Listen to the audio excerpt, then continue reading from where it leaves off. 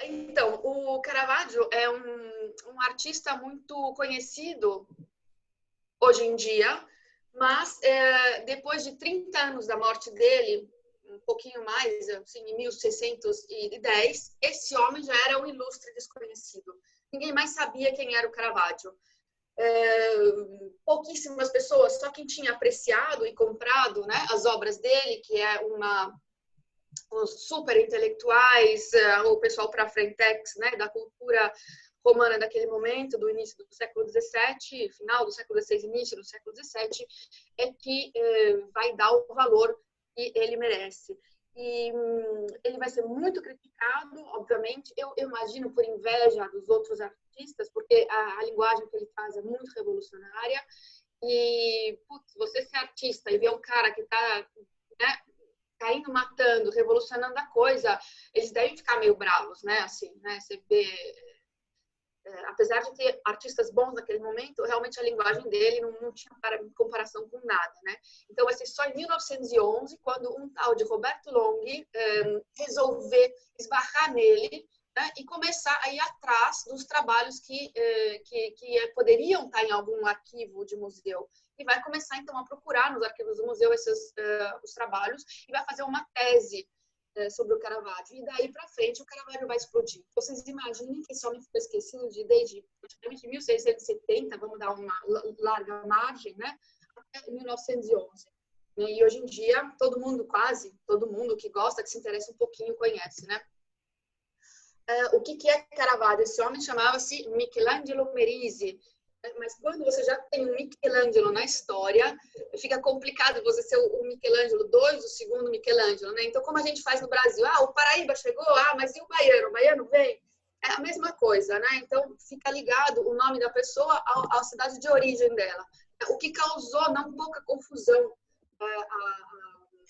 a verdadeira origem do Caravaggio, porque o fato que os dados sobre ele, né, ficaram escondidos por tanto tempo, ninguém mais, no final das contas, sabia aonde que ele tinha nascido, né? Se era Milão, se era a cidade de Caravaggio, o que era. Então, originalmente, a cidade dele era Caravaggio. E ele tinha uma ligação, através do pai, com uns nobres da cidade de Caravaggio, que permitiam a ele, sobretudo depois da morte do pai dele, que eles né? E quando ele for a Roma, é essa família de nobres que vai recomendar o Caravaggio para parentes muito, muito potentes da cidade de Roma. Então, ele vai chegar lá bem recomendado por causa disso. Então, essa coisa do Caravaggio, ele vai ter também sempre um lugar especial no coração dele, porque deu uma base boa para ele. Então, o que acontece? Caravaggio nasce em Milão. Nasce em Milão, 1571. Teve uma dúvida por vários anos se ele tinha nascido em 1573. Parecia que ele queria descontar 2 anos dele mesmo, porque fazia mais tchan, né? Se você ser mais jovem de 2 anos naquele momento, que ele era muito jovem, aquela coisa do gênio, né? Descoberto. Mas aí, finalmente, há pouco tempo atrás, até descobriram que o ato do batismo dele, né? E a data do aniversário dele, do nascimento dele, descobriram, foi uma intuição do historiador da arte, pensando, putz, o cara chama Michele, não é que ele nasceu, na Itália eles usam muito, né, os dias do ano, cada dia tem um santo, né, não é que o cara chama Michele, né, e aí ele nasceu no dia de São Michele, efetivamente ele nasceu no dia de São Michele, foi chamado assim por causa disso, dia 29 de setembro é o aniversário dele. Né? Então, aos poucos, muito lentamente, muito tortuosamente, foram descobrindo os dados de fato sobre o Caravaggio. Né? Talvez ainda tenha coisas para serem descobertas. Tem várias curiosidades, tipo um quadro dele que estava num altar no sul, foi roubado pela máfia. Esse quadro não existe mais. Foi roubado. Estava no altar, roubaram e basta. Um dia talvez apareça, a gente não sabe, né? Mas assim, tem 1000 coisas a respeito dessa personalidade. Então, Caravaggio fica a 1 hora de carro de Milão, né? E então esse menino nasce nessa família de vários irmãos e logo depois que ele nasce, tipo 5, 6 anos, vai ter uma epidemia de peste na cidade e obviamente ele vai para Caravaggio, vai crescer em Caravaggio. Então, né? Ele vai crescer em Caravaggio e já quando ele chega a ter 12 anos, ele vai pedir para a mãe dele para ser para pegar o dinheiro que ele tinha herdado do pai, que morre também quando ele é muito jovem, e investir na formação dele como pintor. Ele já sabia que ele queria ser pintor há 12 anos. Então, há 14 anos, ele vai entrar numa oficina de pintura, que é desse maestro, que eu vou falar daqui a pouco, em Milão. Milão, como era Milão ali no começo daquele século. Tantas vezes é chato falar dessas coisas, sabe? Você ficar girando em torno do assunto, mas nesse momento é muito complicada a Itália, porque ela está toda fragmentada, como vocês estão vendo, cada coisa de uma cor, sem nem ler nada. Você só olha cada coisa de uma cor, né? A Itália está toda dividida, são pequenos ducados que lutam entre si, né? E, sobretudo, o Ducado de Milão, que está aqui, né? Ele foi simplesmente ocupado por uma dominação espanhola. Então, você pode imaginar o clima da cidade. Né? Uma dominação estrangeira não é uma coisa gostosa para você crescer, não é um momento, né, flórido, tranquilo, sereno, não é nesse momento. Então, o Caravaggio, né, ele é conhecido também, e é uma coisa de marketing, né, essa coisa do o pintor violento, ele realmente era esquentado, né, mas ele cresce numa sociedade que a sociedade era toda ela esquentada também. Né?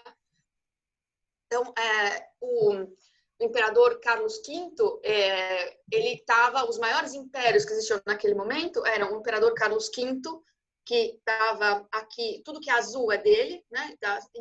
E a França era um outro império muito forte, e todo mundo queria aproveitar da fraqueza da Itália, toda fragmentada, e entrar nessa língua de terra, porque ela é uma posição estratégica. E, sobretudo, Milão era a entrada de terra, por via terrestre, para entrar na Itália. Então, Milão era um docinho que todo mundo queria ter. Então, é por isso que, a um certo ponto, quem vai ganhar uma batalha famosa vai ser o Carlos V, que tinha esse império enorme e vai tomar conta, né, da Itália, sobretudo daquela parte ali.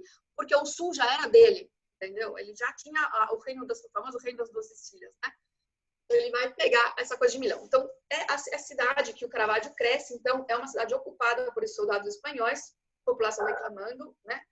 E xingando, e ele vai começar, então, a estudar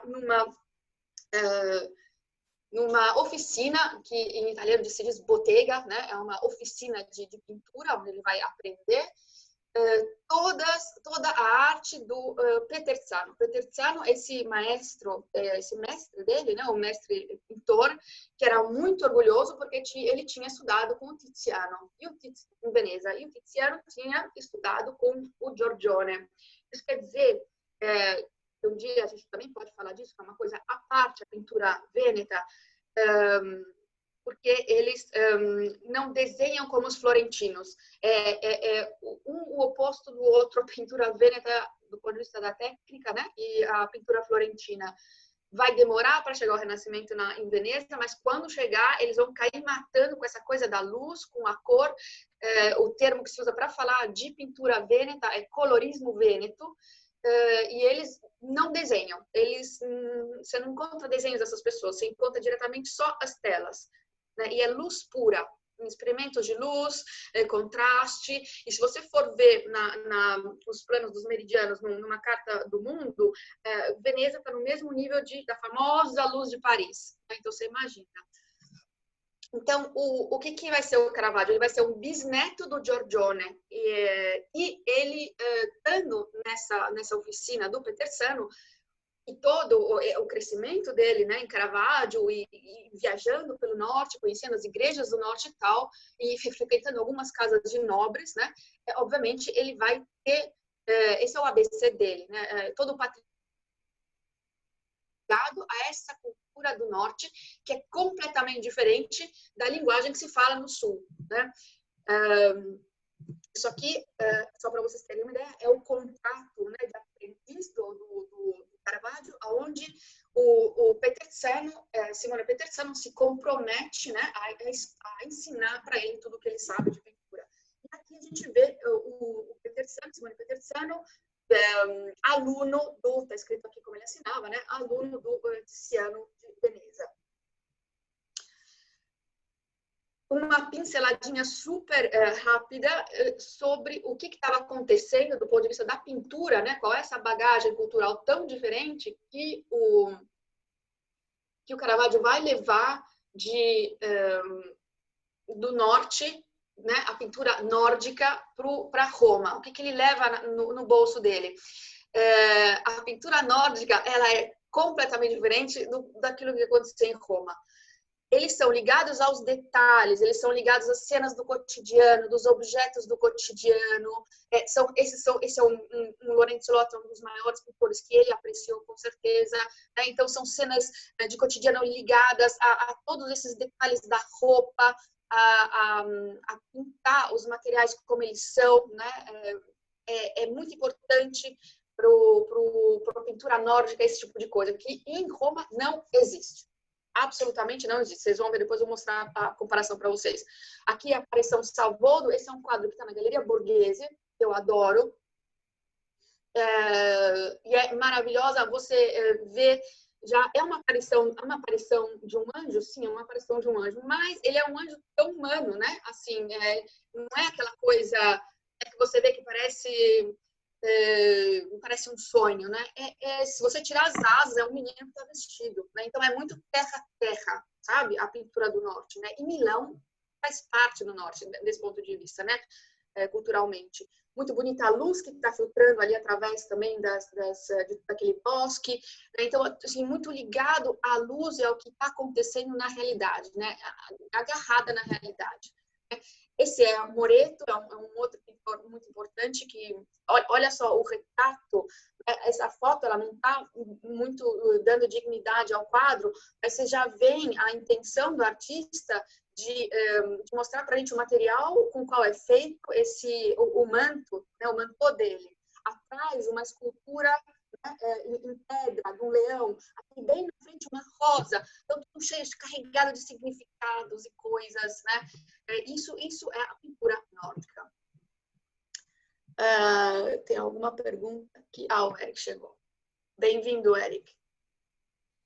Então, conseguimos ver mais ou menos o que é a bagagem cultural do Caravaggio e vai chegar em Roma. Não é que ele acaba a formação dele e sai correndo e vai para Roma. E também ninguém sabe o que ele faz, mas os historiadores dizem que ele passa 1 ano ou 2 anos viajando. E sabe-se que ele vai a Veneza mais do que uma vez. Ninguém sabe quando, como, nem porquê, infelizmente. Mas é possível de ver isso nos quadros dele, né? Então, uma vez acabada essa formação, ele é o cara que vai acabar a formação, ele não vai deixar tudo depois de 6 meses, como fez Michelangelo. Né? Ele, depois de acabar essa formação, ele vai a Roma, porque em Roma é onde tinham as famosas comissões, onde estava a grana. A grana estava em Roma. Se a pessoa quer ser artista hoje, ela tem que ir para Nova York, ela tem que... Paris nem sei mais, mas você tem que achar onde que está a grana das comissões, né, para viver, justamente, né? Então, primeira coisa, né, formação, viagem de estudos, bora lá ver se a gente consegue entrar nesse ambiente. Aí ele chega em Roma. Então, Roma era uma cidade complicada naquele momento. Por quê? Olha só o que acontece no século XVI em Roma. 1527, quando a gente começa a estudar Roma, é o ano, acho que é o primeiro ano importante que você aprende da cidade. É o ano que te cai assim na testa. Porque em 1527 tem uma destruição de Roma. Infelizmente, o Papa Clemente VII, que era da família Médici, devia ser um homem iluminado por Deus, erra muito politicamente. Ele faz alianças assim que não são favoráveis para ele. Ele vai comprar uma briga através de uma ligação que ele faz, que chama a Liga de Cognac, com pessoas que ele não devia se ligar. E o imperador Carlos V, a gente viu o poder dele, vai ficar muito bravo com o Papa, mas muito bravo. E aí o que ele faz? O imperador não pode entrar no estado pontifício e descer a mão no Papa, certo? Não seria uma coisa de bom tom? Então, o que ele faz? Ele paga soldados mercenários para entrar em Roma e darem uma lição ao Papa. Só que soldado mercenário, você controla, você já não controla soldado normal, mas você vai controlar soldado mercenário no meio de lutas entre protestantes e católicos, porque em 1517 já teve as 95 teses penduradas na parede da entrada da porta da igreja, com Martinho Lutero. Então, já logo depois iniciam essas lutas entre os protestantes e os católicos. 1527, então, você já tinha uma tensão no ar que era muito pesada. E aí, esses soldados que eram de origem alemã, são chamados Landsknecht, em italiano, que vem de Landsknecht, né? São soldados de lá que chegam e destroem a cidade de Roma. Roma está em joelho em 1527. E ainda bem que não é o momento que chega Caravaggio. Se Caravaggio chegasse ali, ia ser um desespero, porque ele não ia ter nada a fazer. Né? Agora, ele chegando em 1593, né, a cidade já está com 100 mil habitantes. Os papas que não reagiram à reforma protestante acabaram de fechar o precisando de obras, precisando de pintores que pintem a nova imagem da igreja. A gente não pode esquecer, né, que a igreja passava toda a filosofia dela, o ideal dela, e botava as pessoas, né, em ordem, né, educava através de toda a comunicação, através da arte, né? Então, eles estão sedentos de artistas que possam colocar em prática os novos planos da reforma do Concílio, da contra-reforma do Concílio de Trento. E a cidade também começou a ter mais grana. Então, conseguiu se reconstruir e chegou a 100 mil habitantes. E os nobres, que têm palácios grandes, palácios na cidade de Roma, nos arredores de Roma, eles começam a não mais querer enfeitar as paredes com tapetes, que era o que eles faziam, os famosos araços do Rafael no Vaticano, né? Então, enfeitava essas paredes mais com tapetes, né? E nesse momento eles começam a querer mais quadro. Então, você imagina aqueles palácios enormes e a pessoa chegando num rigatieri, num revendedor de quadros, que já começava a existir, e falando, olha, eu quero tema de casa, eu quero tema disso, eu quero tema daquilo, mas eu preciso, assim, de, tipo, 250 para preencher as minhas paredes. Né? E então, vocês imaginam, estão vendo o momento que chega o Caravaggio lá? Né? Ele chega e qual é a qualidade da pintura em Roma? A qualidade é essa, gente. Então, o que está acontecendo do ponto de vista artístico? A gente teve o Renascimento, não existe mais Michelangelo, não existe mais Leonardo, Rafael morreu faz séculos, morreu em 1520, né? São agora 500 anos da morte do Rafael, né? Então de 520 a 1593 passou um monte de tempo, Michelangelo morreu em 1565, então todo mundo já morreu, e o que está acontecendo na pintura? Todo mundo faz a lição de casa, todo mundo faz aquilo, mas não vai além. Fica lá, fica preso naquela coisa. Então, eles não estão mais trabalhando como os grandes artistas do Renascimento, que porque eles tiveram aquele momento fantástico, eles também tinham uma certa técnica, que era a técnica de desenhar, eles abandonaram o desenho, os maneiristas. Eles estão chateados, eles estão anoiados, eles estão sem vontade de pintar, eles estão pintando assim por pintar. Né? E é o que a gente vê nos quadros. Os quadros não têm mais força. Então, eles fazem a lição de casa, sim, eles aprenderam dos grandes mestres e pintam à maneira, né? Eles sabem como se pinta, mas não tem aquela força, né? Então, você imagina, olha só que maravilha de momento que o Caravaggio chega em Roma. Ele vai chegar com essa carta famosa de recomendação, vai morar 1 ano na casa dessa pessoa nobre e tal, ele não tratava muito o Caravaggio lá, assim, um senhor salada, porque ele disse que não dava muita coisa para ele comer, o pessoal era muito chegado numa carne, ele comia muita verdura, e o cara devia estar antipático ao Caravaggio e tal. Primeiro ano, meio murcho, bem murchinho, aí ele consegue entrar num ateliê de pintura do Cavaliere d'Arpino, que já trabalhava para a igreja. Isto é, praticamente, a entrada dele é Na verdade, triunfal, porque é o Cavaleiro da Arpino, gente. Se você entrar na Basílica de São Pedro, forem até o centro do altar, olharem para cima, para a cúpula do Michelangelo, vocês vão ver os 12 apóstolos desenhados em mosaico. Quem fez aqueles desenhos foi o Cavaleiro da Arpino. Então, o Cavaleiro da Arpino, ele estava com a bola toda. Né? E é nesse ateliê que vai chegar o Caravaggio e vai começar a ajudar. Porque ele chega ali, não é que ele está dando ordem, né? Ele está seguindo ordens do Cavaleiro da Arpino. No primeiro momento, o Cavaleiro da Arpino não era bobo nem nada. Ele vai sacar que o Caravaggio é muito bom com detalhes e vai deixar o Caravaggio fazer muitos detalhes. Não sabe-se exatamente quando, como acontece que esse homem fica doente. Não o Caravaggio, ninguém sabe o que ele teve exatamente, mas sabe-se de uma passagem dele para um hospital. E com o caráter dele, ele está doente, mas ele está pintando, né? Então, tem esse primeiro Baco que ele pinta, que é chamado Bacchino Malato, onde a gente já vê a atração dele, né? Pelos detalhes e pelo famoso meio busto, porque é um artista que não é muito chegado em figuras inteiras e vai demorar para desenvolver essa coisa das figuras inteiras, né? O detalhe das frutas e tal, e o tema antigo, em qualquer modo, né? Normalmente, uma pessoa normal, ela desenharia um baquinho, um bacão né, saudável, né? Desenha um baquinho doente, né? Então, você vê que o cara, assim, ele tem muita coisa dentro, não é só a técnica, ele tem muita coisa dentro que vai sair através, né, do pincel dele, né? Esse quadro também está em Roma, né? Outra coisa, né? A gente vai ver agora, eu dividi para vocês em 3 períodos. A gente está vendo o primeiro período, onde é o período onde todas essas coisas que a gente vai ver agora, elas não têm uma comissão. São coisas que ele pintava provavelmente nas horas livres que ele não estava trabalhando no Cavaleiro da Arpino, né? Ou no hospital, tipo. Né?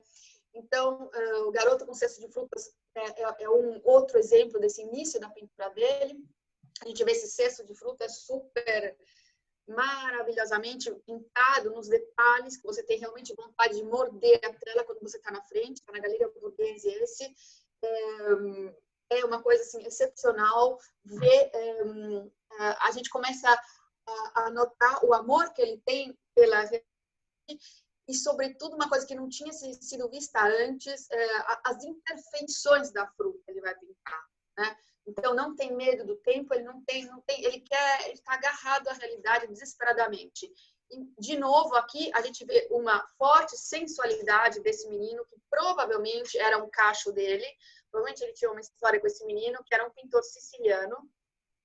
E isso é uma outra coisa muito incrível que a gente vai notar nas obras dele. Era uma coisa, essa carga erótica não existia, não tinha sido ainda demonstrada antes. E a gente fala, puxa, né? Nossa, contra-reforma, né? O cara, né, pintando isso, ninguém falando nada. Era homem. Se fosse um pescoço de uma mulher, um decote de uma mulher mais indecoroso, vocês vão ver o que vai acontecer. Então, é proibido claramente, né,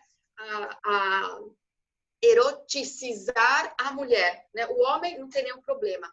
Que a gente tem nesse momento um Papa que chama Clemente VIII, que é o Papa Clemente VIII, que todo mundo pensou que ia ser uma pessoa muito tranquila e tal, né? Sobretudo Carlos V, que tinha que manter um certo controle, que tinha relações com o Papa e tal, né? Pensa que ele é um cara que não está nem aí, ele é o cara que quer aplicar, né, até o fim todas as novas regras da Contra-Reforma e vai lá e controla, se encontra uma vez por semana com a Inquisição, né?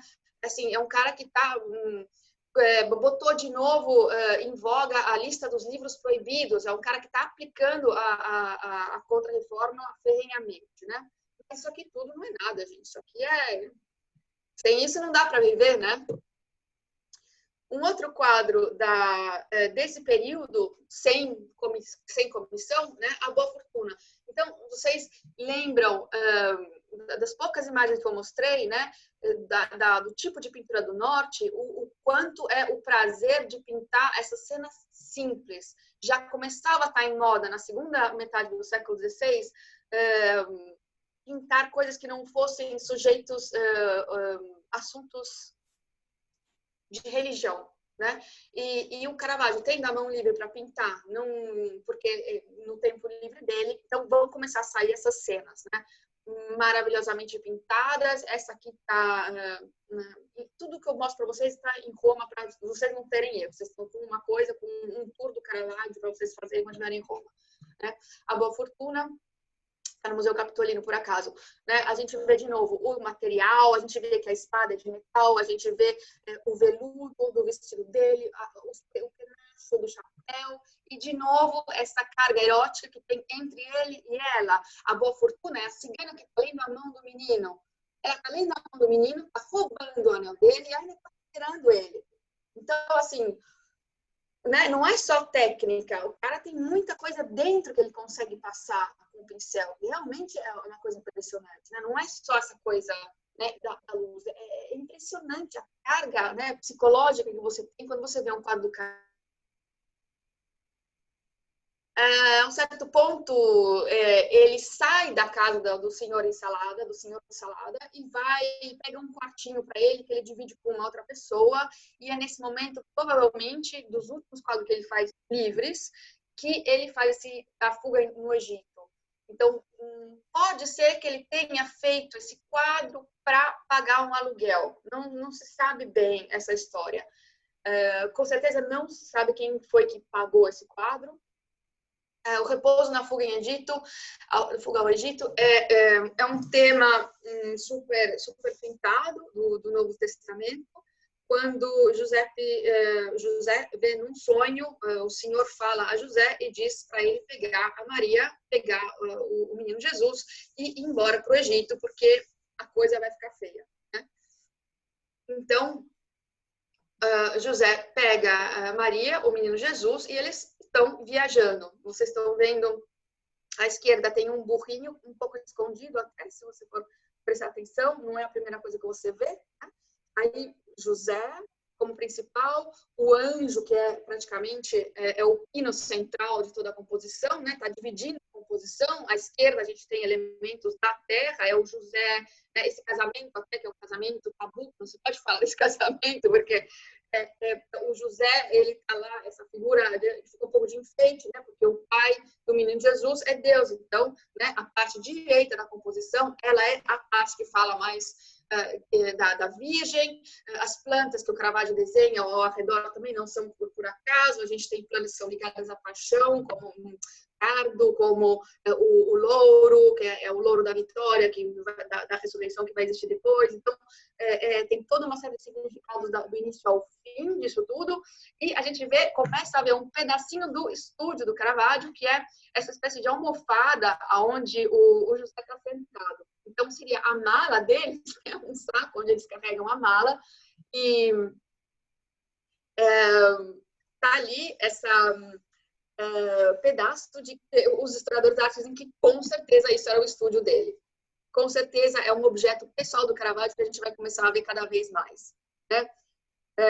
Esse quadro está na Galeria Dora Pamphili e é uma das coisas mais fantásticas, assim, inesquecível a primeira vez que eu vi esse quadro. Aliás, faz tempo que eu não vejo ele. Eu vou ver se eu consigo voltar lá o mais rápido possível e fazer um tour também na Galeria Dora Pamphili. Aliás, tem aqui no violino que o Anjo está tocando, tem uma corda que quebrou, né? Que os historiadores leem como a fragilidade da vida. Né? Não dá para a gente ver aqui, tem que pegar uma imagem enorme, tem que pegar no livro, né? A corda que quebra. E imagina que, justamente, um anjo que não sabe a partitura de cor, o José está lá segurando para ele. Né? É muito real, entendeu? Não é um anjo em Roma, obviamente ele saberia essa e mil outras partituras. Né? Então, o Roberto Long disse, ele chamou esse quadro de o piquenique da família do marceneiro, né? Porque é uma cena de piquenique, é uma cena que todo mundo fazia, né? De excursão ao campo, uma coisa super normal, super real, né? De qualquer modo. desse período, junto com esse quadro, a gente tem a Madalena em Penitência. Então, são os dois quadros que, eventualmente, ele tenha utilizado para pagar esse aluguel dele na casa desse senhor, que era um senhor que vinha da Calábria, que tinha alugado esse quarto para ele, né? Eventualmente. Madalena em Penitência é um outro tema também super importante, é um tema que é muito pintado. Madalena, como São Jerônimo, se retira no deserto para meditar sobre a fugacidade da vida, sobre a vanidade, etc., né?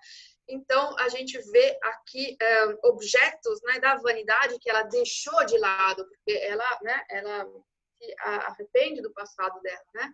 Ela está em penitência e vai fazer as reflexões a respeito da vida que ela deixou para trás e da vida que ela quer ter, né? Agora, vocês estão vendo que o que acontece aqui? O Caravaggio pegou um modelo e botou a menina lá sentada. O que acontece? A menina se cansou de estar lá sentada e começou a dormir. E quando ela começa a dormir, que o Caravaggio começa a pintar. Foi aquele momento que ele achou que era perfeito para fazer a representação da cena. E essa menina é uma das duas prostitutas famosas que o Caravaggio pinta. Ela sabe-se que ela chamava Bianchini e ela era da zona de Piazza Navona, né? Que era uma região que frequentava o Caravaggio. Era uma cara muito, muito conhecida, essa prostituta. E ela, acredite também que ela não teria dinheiro para ter o vestido que ela está usando agora, e que com certeza o Caravaggio, que não se fazia problemas em andar por aí catando as coisas, né, para as procos que a gente chama, né, para o teatro, né, para juntar, para ele poder ver as coisas. Realmente é uma pessoa que precisa ver para ele poder criar. Se ele não vê a coisa, ele não consegue criar, sabe? Então, essa é uma cena realmente muito, muito bonita, muito tenca, né? Não poderia nunca, num primeiro momento, estar numa igreja, num primeiro momento. Depois vamos ver o que ele consegue fazer, né? Mas essa também está na Galeria Doria Pamphilio. Aí o que acontece? Caravaggio começa a fazer esses quadrinhos, esses quadrecos, e deixa ali perto da Piazza Navona, ali do lado, tem uma igreja que se chama São Luís dos Franceses, ou São Luís dei Francesi, onde tinha um rigattieri, isto é, um cara que vendia objetos e coisas. Sobretudo, ele tinha vários quadros e ele tinha o contato com algumas pessoas muito importantes que moravam ali perto. A pessoa mais importante que morava ali perto era o Cardeal Del Monte. Esse Cardeal Del Monte, ele era um super intelectual, de origem vêneta, super bem educado, e passava por ali e via os quadros desse Constantino, né? Que até chamam ele ou de Constantino ou o Mestre Valentino, parece que o Caravaggio chamava ele Mestre Valentino. Um cara que provavelmente tinha uma origem grega, parece. E aí ele compra o primeiro quadro do Caravaggio e aí a vida do Caravaggio muda. Nada de Cavaliere d'Arpino, porque o Cavaliere d'Arpino ele consegue ficar menos de um ano.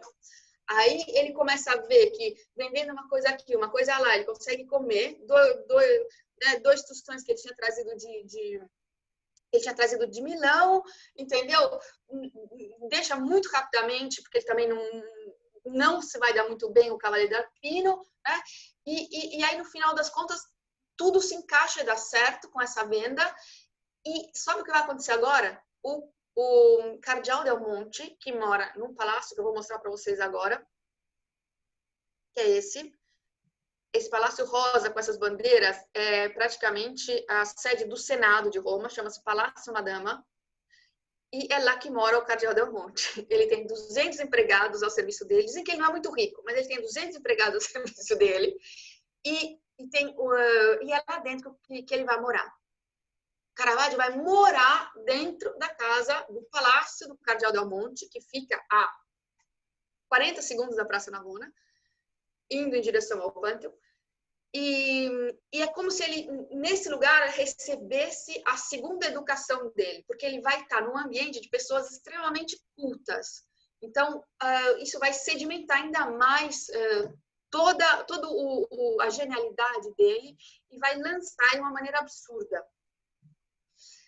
A vida do Caravaggio, ela se passa na Piazza Navona e ali nos arredores. Tudo está a 5 minutos. É lá que ele vai fazer a primeira obra pública dele, é lá que ele vai morar, é lá que ele vai frequentar as pessoas mais ricas, é lá que ele vai ser preso várias vezes. Né? Tem os verbais da polícia, que graças a Deus encontraram, né? Do que ele disse, do que ele respondeu, de quem ele agrediu, né? De como ele disse que foi agredido, etc. Tudo isso está tudo nos verbais da polícia. E é sempre nessa zona aqui. Então, é sempre na área da Piazza Navona, que é onde também giram essas prostitutas. Ele, às vezes, pega como modelo, né? Paga essas meninas, porque ele, com certeza, acha que são figuras mais adequadas do que qualquer outra para os quadros dele. Então, paga essas meninas para fazer os quadros. Então, sede do Senado. San Luigi dei Francesi é essa igreja onde o Caravaggio vai ter a primeira comissão pública. Então, entre o Pantheon e ou você tem em linha, um depois do outro, você tem Praça Navona, Palazzo Madama e San Luigi dei Francesi. Então, assim, é tudo super ali, o bochicho, o coração da vida do que está acontecendo, as possibilidades do Caravaggio, é tudo ali que está acontecendo, né? E essa igreja é a igreja da comunidade francesa e vai ter um senhor que vai estar procurando alguém para fazer quadros para a capela dele, a família dele chama-se Contarelli, traduzido em italiano, é tudo traduzido em italiano lá, eles chamam todo mundo, por exemplo, até um holandês que chamava Van Vittel, na Itália eles chamam de Van Vitelli, então todos os sobrenomes são traduzidos, né, que facilita para a gente pronunciar, na verdade. Então, nessa capela, o padroeiro da França é o São Mateus, e esse senhor vai querer que o Caravaggio faça as histórias de São Mateus, que são a vocação e o martírio do São Mateus no primeiro momento. Então, Caravaggio muda-se entre 1595 e 1600, ele vai morar na casa do Cardeal Del Monte, olha só, né, que tempo, que período precioso da vida dele, e vai receber essa primeira comissão pública para ele. E no meio tempo ele vai vender um monte para essas outras pessoas que vão estar atrás dele, vai participar de concertos, vai conhecer realmente o creme da sociedade que ele vai poder frequentar lá, né? Primeira comissão, a vocação do São Mateus. Botei ali uma frase só para vocês verem, né, da onde que parte o Caravaggio para poder... Oh, desculpa, tem uma pergunta aqui. Tem um comentário da Helena, queremos cultura ao vivo desse quadro, vou cobrar, eu quero saber qual é o quadro. E tem a Carla que está falando que o Caravaggio não chegou a ganhar dinheiro com as suas obras, ele ganhou muito dinheiro com as obras, ele ganhou muito dinheiro. Aqui a gente está vendo já a primeira comissão para um lugar público, então, assim, ele já ganhava, né, com o Valentino ou com o Constantino, e agora ele vai explodir. Essa comissão é um pouco uma saia justa para ele, né? Porque vocês viram como é que ele pintava até agora? É o homem do meio busto. O homem do meio busto e daqueles detalhes magníficos que ele faz. Só que agora ele tem que preencher um espaço muito grande, né? Aí não dá para você, né, botar tudo meio busto, que é uma coisa complicada. Então, o Caravaggio tem que fazer um progresso aqui, um salto de qualidade muito grande. Então, como é que ele faz isso? Enquanto vocês veem o grupo da esquerda, todo mundo sentado. Já temos um monte de meio busto com perna embaixo e já resolvemos o problema técnico. E à direita, a gente tem dois personagens, né? Mas o personagem principal está praticamente tampado por um tecido que está na frente dele. Então, é meio uma coisa acochambrada, se vocês forem ver e analisar direitinho, como fizeram os historiadores da arte, né? Dá para a gente ver que foi todo aqui eu vou conseguir, eu vou conseguir, eu vou conseguir. Então, ele consegue, ele faz a composição maravilhosa, mas ela tem uns truquinhos aí, porque ele não estava suficiente para fazer uma figura frontal, que seria o Cristo à direita entrando, né? E botar essa figura inteira, que é uma coisa que ele vai fazer mais para frente, em quadros que estão mais em Nápoles. Né? E o que ele faz? Então, ele bota o São Pedro, esse São Pedro, que está tapando o Cristo. E o Cristo está entrando. Olha essa mão lembra vocês alguma coisa? Alguém me responde aqui na chat. De onde vem essa mão aqui? Michelangelo. do Michelangelo, fazendo, apontando assim. Exato. É. É a criação do Adão, né? Então, Caravaggio, né, chega com aquele maravilhoso bagagem dele, mas ele em Roma também não é bolinho, né? Ele vai aprender muita coisa em Roma, né? E a gente vê, então, uma tela dividida em duas partes, praticamente. A parte inferior, vamos dizer assim, onde tem todos os personagens, né? E uma faixa abundante até, né? Nessa parte de cima, onde entra essa luz, né? Agora, os historiadores da arte que estudaram, reestudaram e tentaram entender como era a situação do Caravaggio nesse momento, para ele pintar esse ambiente. Uma outra coisa que ele não sabia fazer era pintar ambiente. Arquitetura aonde? Era tudo acolchoado, né? Aqui, o que tem? Tem uma parede com uma janela. Montamos um ambiente. Né? Ninguém pode dizer nada. Tem um ambiente ali, a gente está vendo que tem uma pessoa entrando pela direita, né?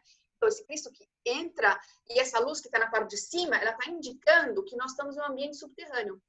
Né? Para você entrar nesse ambiente, alguém desceu uma escada, não é uma janela, né? É um ambiente onde tem a porta está aberta e essas pessoas desceram, que seriam o Cristo e o Pedro, né?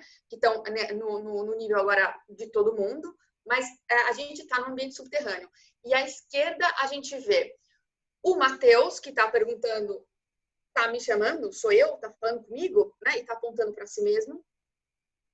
Uma versão oitocentesca da história do século XIX dizia que, eventualmente, o Mateus estivesse apontando para o menino, quer dizer, dava uma margem de dúvida maior ainda a respeito de quem é o Mateus e a quem está se referindo Cristo. Está falando, né, porque o dedo, se você for ver bem, podia estar apontando para o menino, né, que está ali contando dinheiro.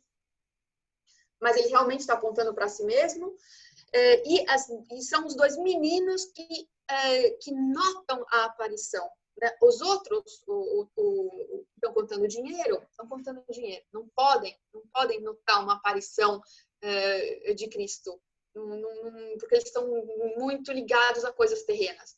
Né? E São Mateus, ele era cobrador de taxas, né? Então ele faz uma coisa muito feia, tanto que a mão direita dele está lá, né, ajudando a contar o dinheiro, ver se o dinheiro está todo certo e tal. O menino está desesperado ali, porque ele vai deixar toda a grana dele, então com a mão esquerda dele, ele tá vendo, assim, segurando um saquinho de moeda, para ver se ele sai dali com algum, ainda, se ele consegue, né?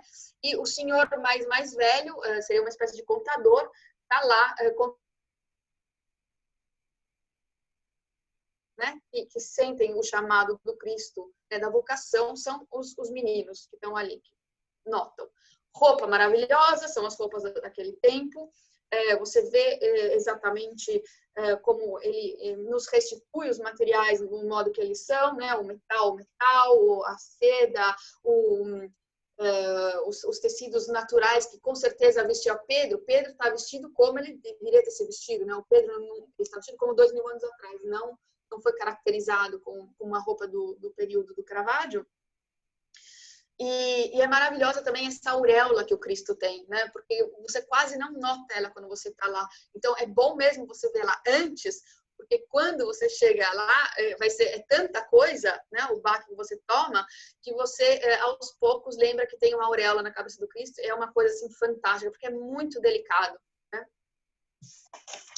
O outro quadro, então, que ele faz para essa igreja, para essa capela, o Martírio de São Mateus. Desculpa, alguém perguntou aqui mais alguma coisa. Eu achei que fosse um chapéu. Ok. Então, Caravaggio agora, ele faz o Martírio, né? É um quadro que está na frente do outro. O Martírio de São Mateus não tem exatamente escrito no Evangelho, são lendas que nascem a partir do século XIII, de um tal de Jacopo da Voragine, que começa a recolher e escrever essas lendas sobre o martírio dos santos. Então, é mais baseado não tem um escrito sobre isso, sobre o martírio dos santos, né? É uma coisa um pouquinho mais, vamos dizer, inventada cá entre nós, né? Acontece... Olha lá, o que está acontecendo aqui? Essa história diz que o Mateus, ele foi fazer um sermão e em seguida a esse sermão, ele ia batizar alguns novatos da religião.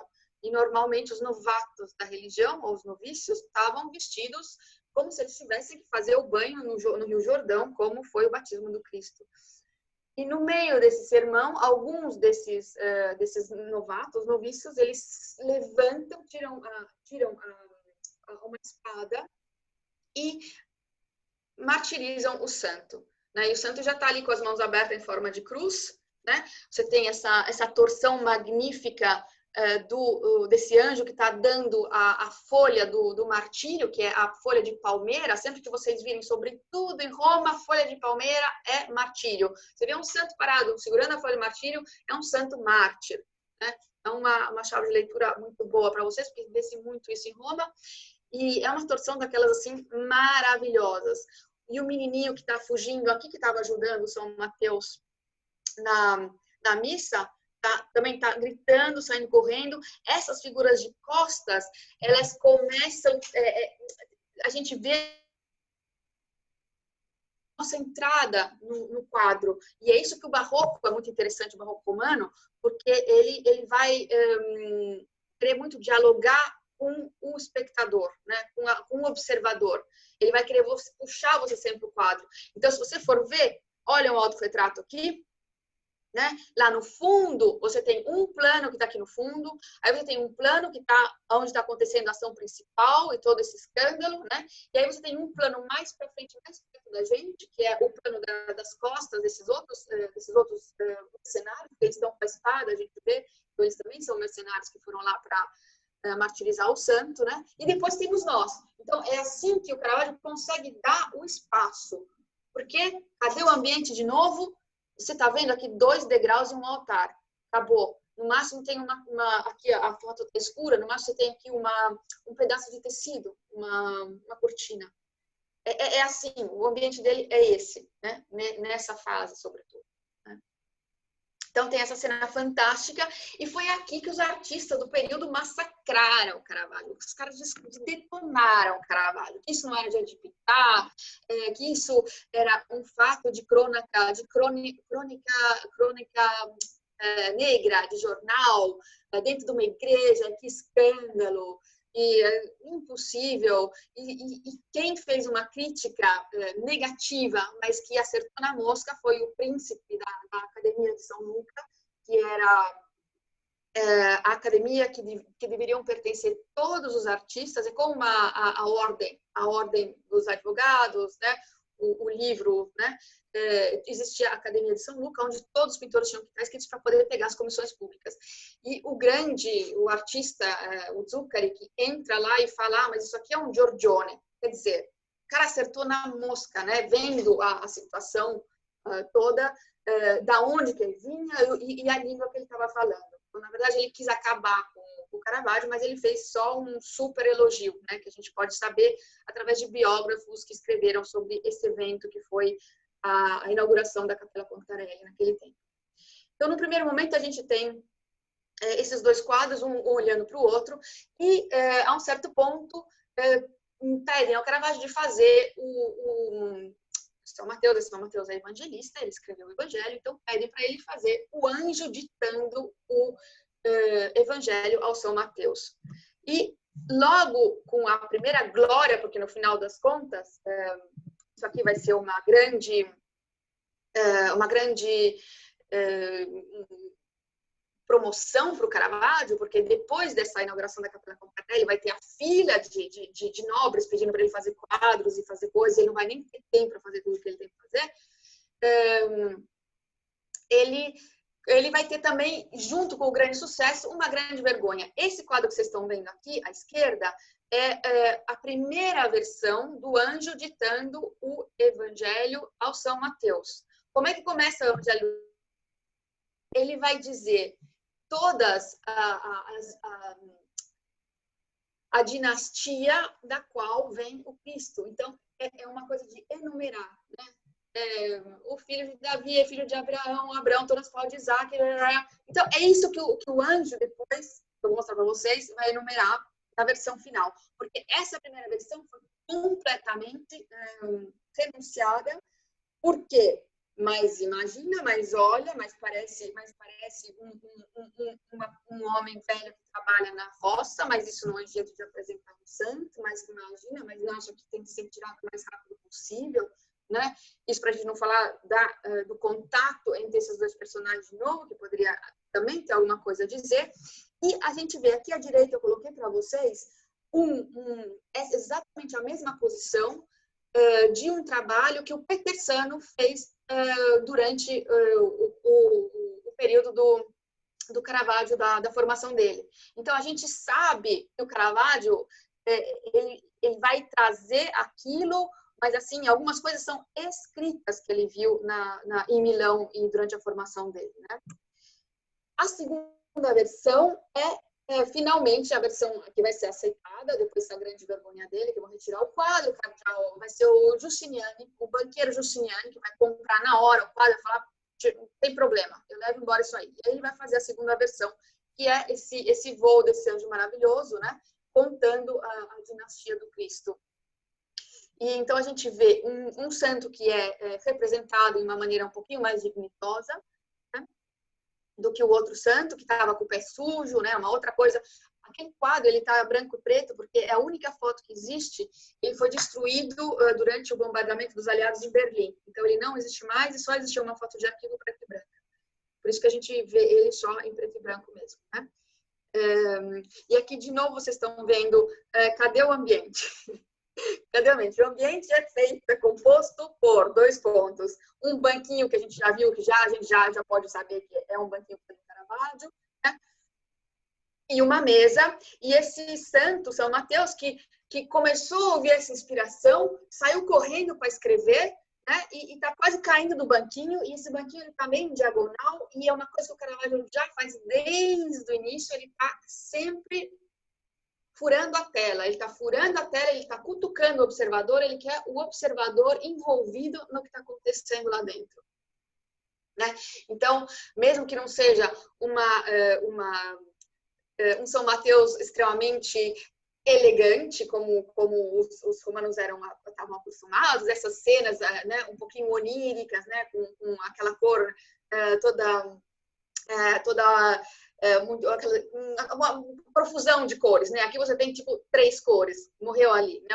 A luz incide, né? E é isso que eu estou mostrando para você. Veja isso, né? Sem perder a atenção, né? Então, mesmo que não esteja um santo muito dignitoso como a gente estava acostumado, esse quadro vai ficar lá, né? Então, a partir daqui, Caravaggio sai diretamente e vai fazer uma outra capela para uma outra pessoa que trabalhava junto ao tesoureiro do Papa, que é a Capela Cerasi. Ah, mas olha, eu botei aqui antes a Santo Agostinho. Então, vamos falar de Santo Agostinho. Santo Agostinho é uma outra pessoa que também trabalhava com o Papa. É um senhor da Capela Cavaletti. Santo Agostinho, eu já aviso para vocês que vocês estão vendo que bela essa fachada tão bonita, né, de travertino e tal. A igreja de Santo Agostinho, que fica a 50 segundos da igreja onde a gente esteve agora, que é São Luís dos Franceses, ela é totalmente feita com mármore do Coliseu. Então, quem viu o aulão, né, sabe que vão utilizar o mármore do Coliseu depois do terremoto de 1348, né? Vai ter uma congregação que vai ser responsável pela venda de partes do mármore do Coliseu, e boa parte vem, então, para a construção dessa igreja. Essa é uma daquelas que a gente tem certeza, né, que os arqueólogos dizem, estudaram e tal, e sabem que é mármore do Coliseu aqui, né? E aqui dentro tem uma coisa interessante, que é o corpo da Santa Mônica, para quem é devoto de Santa Mônica ou se interessa por essas coisas, que é a mãe do Santo Agostinho. Ela morre na cidade de Ostia, não consegue partir para a África junto com o Agostinho, que vinha de Hipona, que era africano, e ela morre em Ostia, e o corpo dela depois foi transferido aqui nessa igreja. E era a igreja das prostitutas. Então, essa era uma igreja que elas eram toleradas aqui, enquanto que na maior parte das igrejas não. E quando eu digo prostituta, eu estou falando de cortesã. Então, eram prostitutas de alto nível e que os clientes principais eram o clero, homens de negócio, pessoas importantes, né? Então, elas eram personagens fundamentais nessa sociedade, e calcula-se que 10% da população era composto por prostitutas desse tipo, né? Pelas famosas cortesãs. Agora, então, Cavalete, entramos na igreja de Santo Agostinho, primeira capela da esquerda, a gente tem a Virgem, a Madonna de Loreto, ou chama-se também a Madonna dos Peregrinos, a Virgem dos Peregrinos, né? É um quadro pequeno, relativamente em relação ao que a gente viu agora, né? São quadros muito maiores. Aqui a gente tem um personagem, a Virgem com o menino Jesus no colo, e os dois peregrinos. Loreto é uma cidade que fica no norte da Itália, onde a lenda conta que anjos pegaram a casa da Virgem Maria, na Palestina, e levaram para Loreto. Então, é um lugar de peregrinação. Os arqueólogos estudaram a composição das paredes e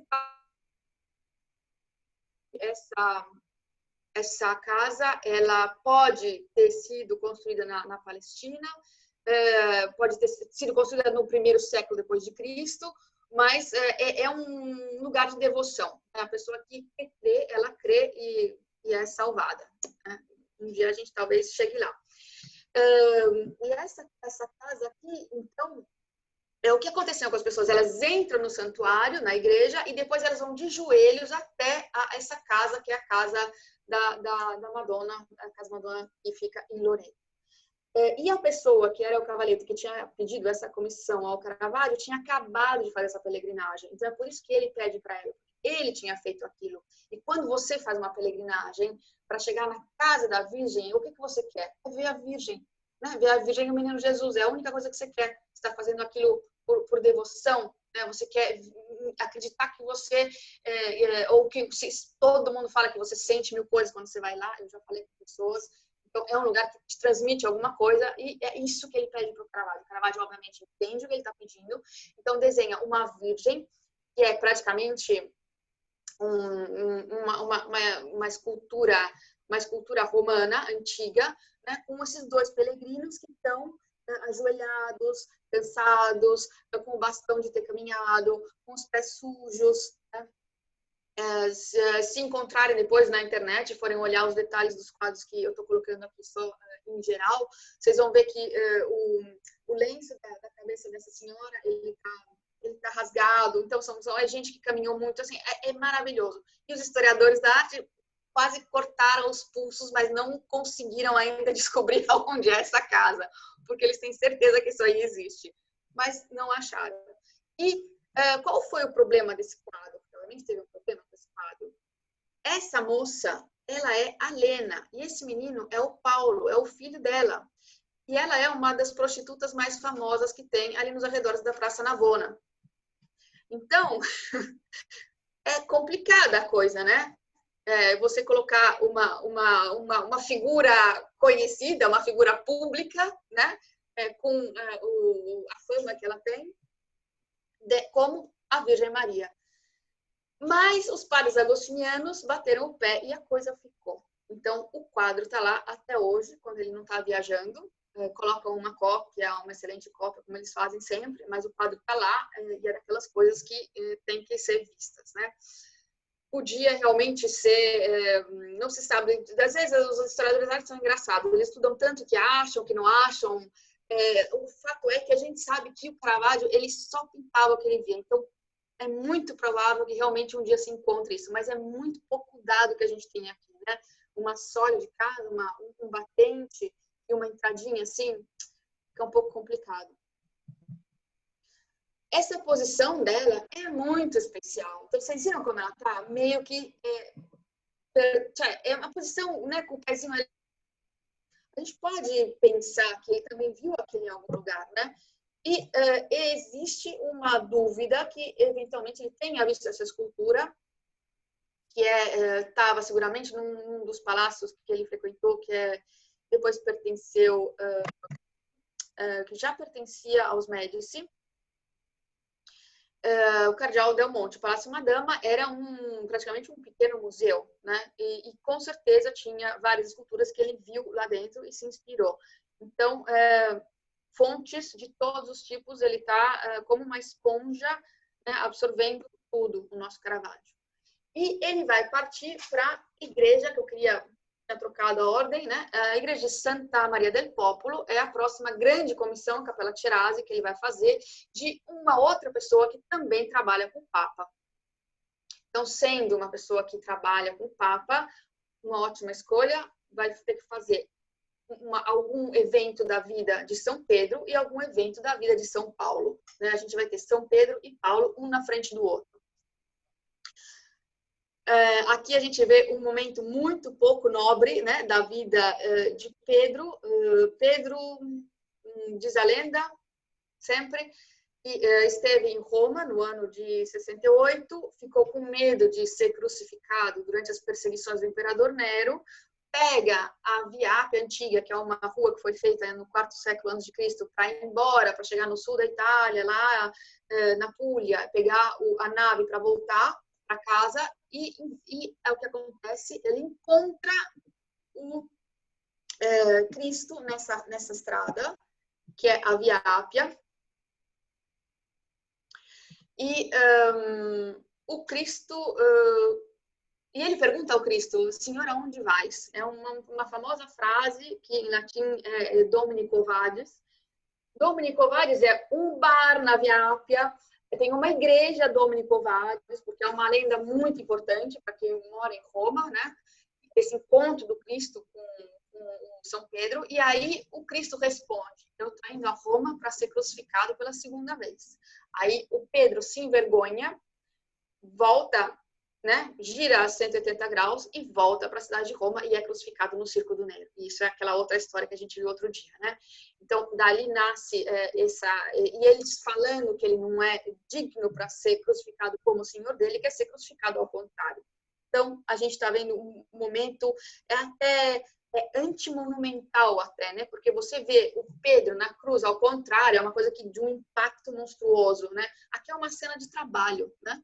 Está vendo. De novo, ambiente, a gente vê um pedaço de chão, né? As três pessoas que estão trabalhando para colocar ele, para levar essa cruz, que vai ser depois, né, encaixada no chão, tá vendo? Tá ali a pá e tal, né? E os pés sujos, extremamente sujos aqui, desse cara que está ajoelhado, levantando, ajudando a levantar a cruz. E a gente estão trabalhando para o martírio do pobre e do santo, né? E esse modelo que a gente já viu em algum lugar, né? O santo perfeitamente representado, lá a gente vê o prego assando na mão dele, é uma coisa bem impressionante desse ponto de vista, porque é tudo muito real, parece uma fotografia. E na frente desse quadro, a gente tem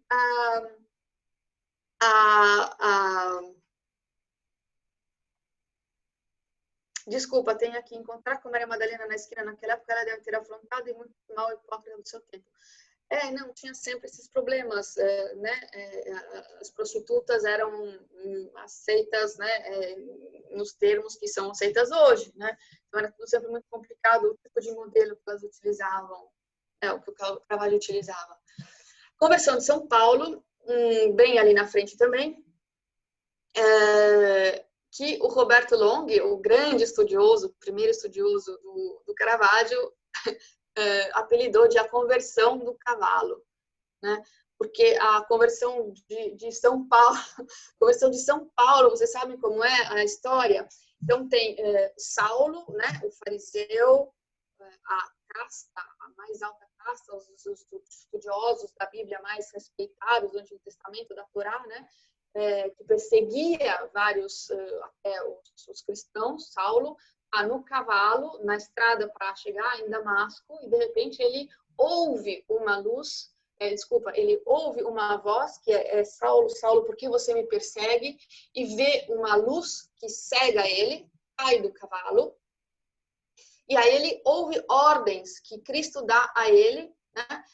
para ele entrar na cidade e seguir uma série de coisas que ele designa, e aí começa a conversão do São Paulo. Então, essa é a conversão dele, o momento que ele cai do cavalo, que a gente vê ele num segundo momento, justamente, né?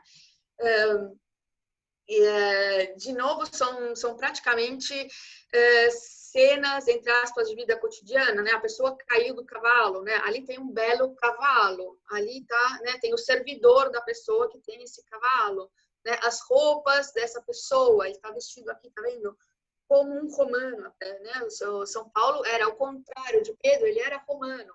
Por isso que o objeto do martírio dele é a espada, ele vai ser decapitado, ele vai pedir para ser decapitado, porque ele podia escolher a morte que ele queria ter como condenado, coisa que Pedro, não sendo cidadão romano, não podia escolher. Ele tinha que sofrer a morte, o martírio mais dolorido, que era a cruz. Então, Capela Tirazzi, a gente está aqui com uma fila de gente na frente do estúdio do Caravaggio. O Caravaggio vai ficar, então, 5 anos na casa do Cardeal Del Monte e depois ele vai morar num outro palácio de um outro nobre muito famoso de Roma, que é o Mattei. Ele também é visitável, vale a pena dar uma olhada dentro, ali perto, sempre no centro histórico, mais para o lado do rio. E a gente olha e fala, nossa, o palácio é bonito e tal. O arquiteto que fez esse palácio é o Carlo Maderno, que trabalhou na Basílica de São Pedro. Então, assim, quando a gente caminha em Roma, a gente tropeça em uma coisa mais importante do que a outra. É só ter os olhos para ver a riqueza de tudo isso que tem lá. Então, ele se muda para o Palácio Mattei e parece que vai pagar essa estadia dele lá com 2 quadros. E um quadro importantíssimo, então, é o São João Batista. O Caravaggio tem uma longa coleção de São João Batista. Aqui a gente vê da onde foi a inspiração, provavelmente, que ele pegou dessa posição. Ele vai estar aqui, ele vai estar namorando sério, parece. Ele vai estar namorando sério esse menino, então ele está numa relação estável, ele está bem feliz da vida. Ele pediu a comissão desse quadro, então é uma comissão privada, é uma coisa que não vai para uma igreja. E de todos os quadros do Caravaggio, realmente ele tem a liberdade, porque ele se dá a liberdade de fazer as coisas, mas com o São Giovannino, ou o pequeno São João, né, porque ele está muito jovem aqui, a gente vê uma grande quantidade de São Joãos que ele vai representar, né? São João normalmente é representado com a pele do camelo, que está aqui embaixo, né, onde ele está sentado, esse menino. Ele tem normalmente a cruz feita de bambu, ele tem o potinho com o qual ele depois, né, ele vai batizar o Jesus. E normalmente os cabritinos, eles representam o sacrifício que o Cristo vai sofrer, né? É a pré-anunciação do sacrifício do Cristo que vai salvar a humanidade, né? Que é normalmente representada porque ele já anunciava isso tudo, né? Então, esse São João é um São João maravilhoso que está no Museu Capitolino. Deposição do Cristo no sepulcro também esse que está nos museus vaticanos, também é desse período, e é uma coisa espetacular, né? Você fica suspenso entre o silêncio que esse quadro causa e o barulho que tem, né, a dor que essas pessoas estão sentindo. Você fica completamente desbaratinado na frente desse quadro. Vocês estão vendo a ponta dessa lastra aqui de pedra, né? Realmente uma das aquelas coisas que eu falei para vocês. O Caravaggio ele vai tentar furar todo o tempo, vai cutucar o observador para levar você para dentro do quadro, né? Então, aqui também tem um significado de Jesus, ou o Cristo, como o sacrifício do Cristo, como a pedra angular, né? De tudo. E, apesar desse quadro ser chamado deposição, na verdade, a deposição seria no sepulcro. Ele está sendo enterrado, mas aqui ele não está sendo enterrado ainda. Ele está sendo depositado em cima desta lastra e, a partir desse momento, o corpo dele vai ser limpo com todos os bálsamos e todo o procedimento que eles faziam, que é uma coisa que existia praticamente em todo o Mediterrâneo, né? Antes dele ser enrolado e depois finalmente realmente depositado. Então, é aquele momento onde você tem um Nicodemo, a gente tem aqui o São João Batista, a Virgem Maria, a gente tem a Maria Madalena aqui atrás, e essa aqui é a Maria, uma outra Maria, que ela é praticamente a cunhada do José.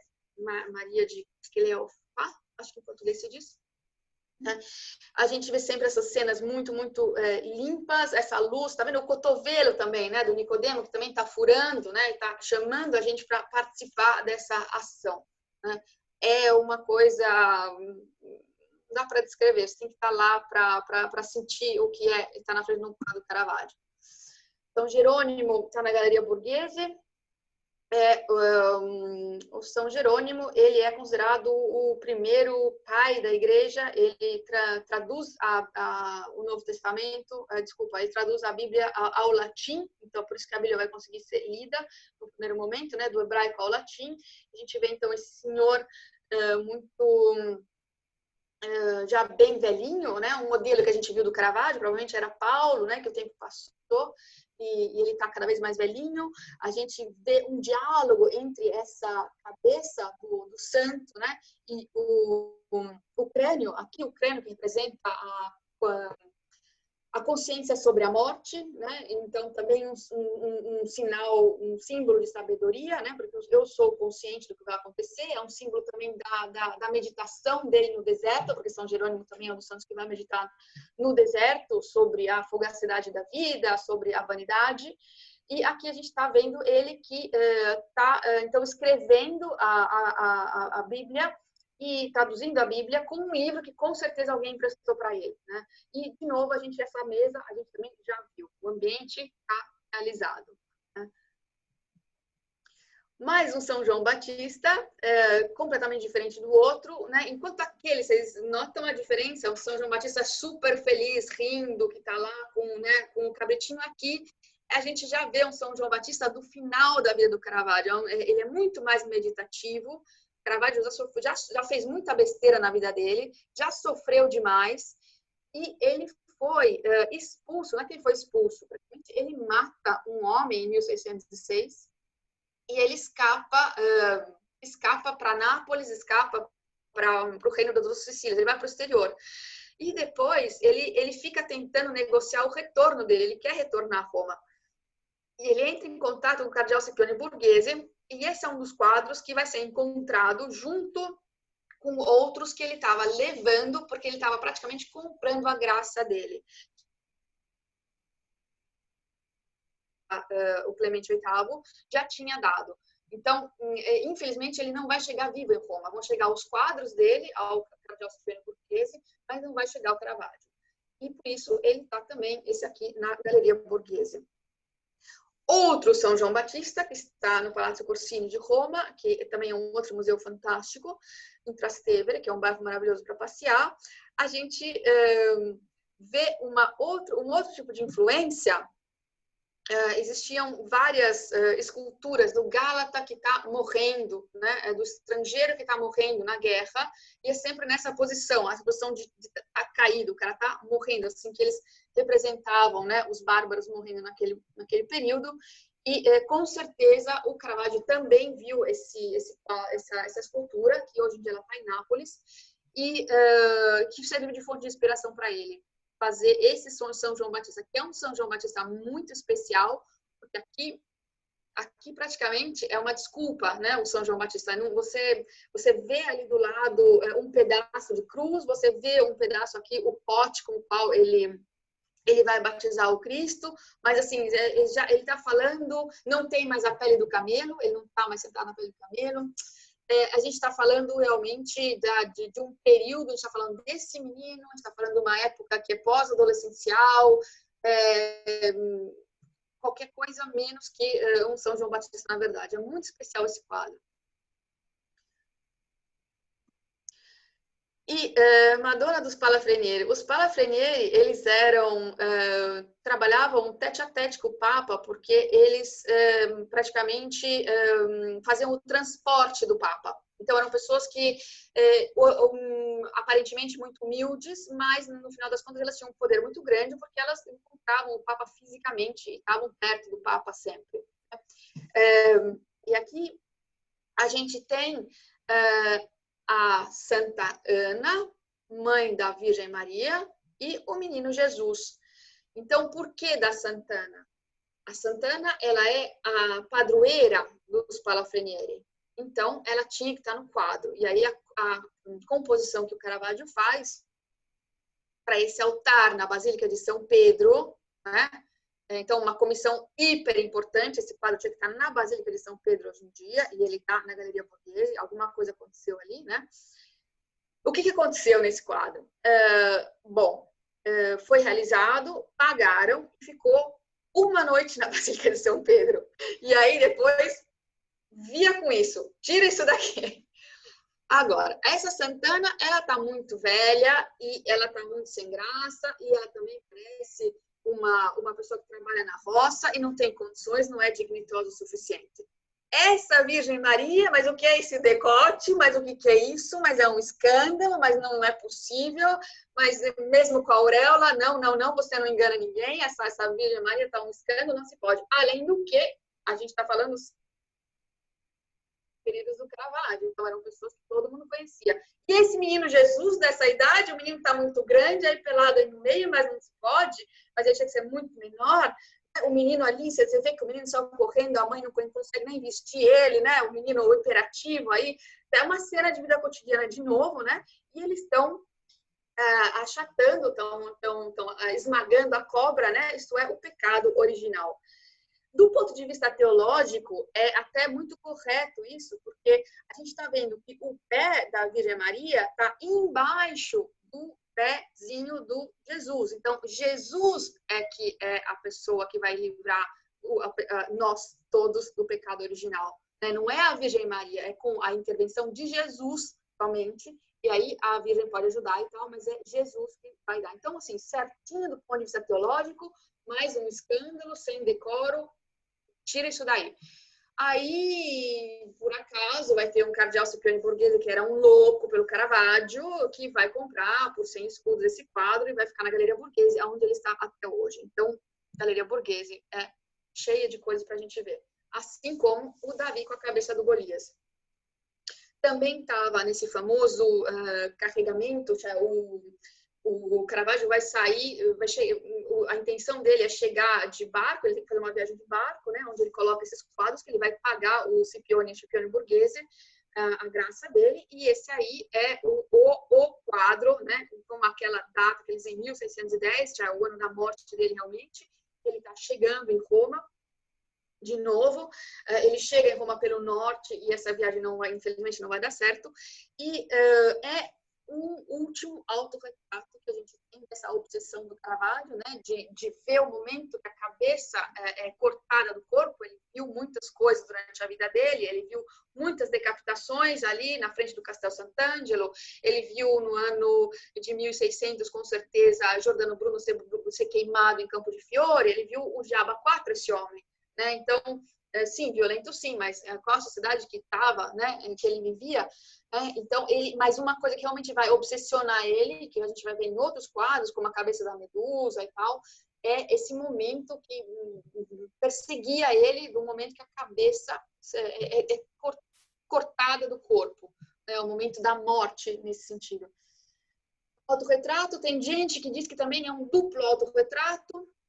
Ele mais jovem, pode ser, né? São suposições de historiadores da arte, não tem ainda certeza de tudo isso. A famosa pedaço de cortina que ele coloca para delimitar o ambiente, né? A gente ainda, nessa pontada, a gente não falou de quando ele começa a montar um pouquinho melhor esses ambientes, mas esse é, assim, praticamente considerado o último quadro dele, né?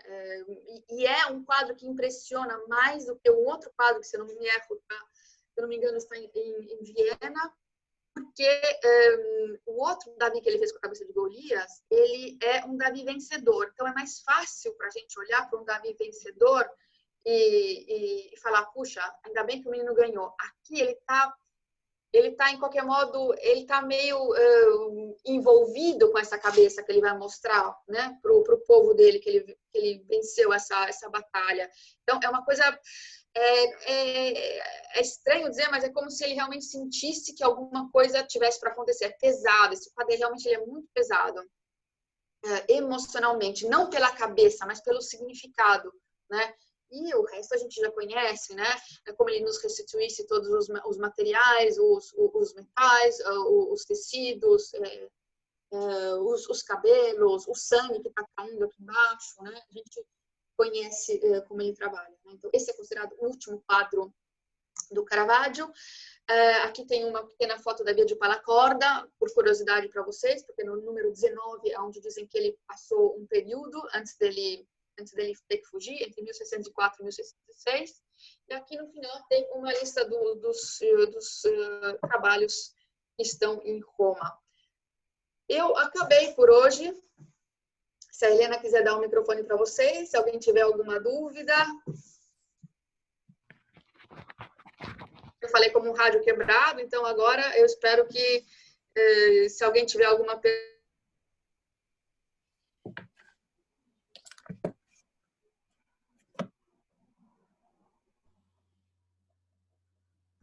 Gente, que espetacular essa aula, né? Eu não posso não vou falar nada. Bom, todos vocês estão com a possibilidade de ter o microfone aberto, então, como é a última aula, então eu vou, depois dessa 1h30 de aula, que passou tão rápido, né? Mas eu vou liberar para as perguntas e, enfim, os agradecimentos, elogios, enfim, o que vocês quiserem fazer para a Patrícia, que ela que é a pessoa especial aí que nos proporcionou tudo isso, né? Eu tenho uma pergunta. Qual vai ser o próximo tema?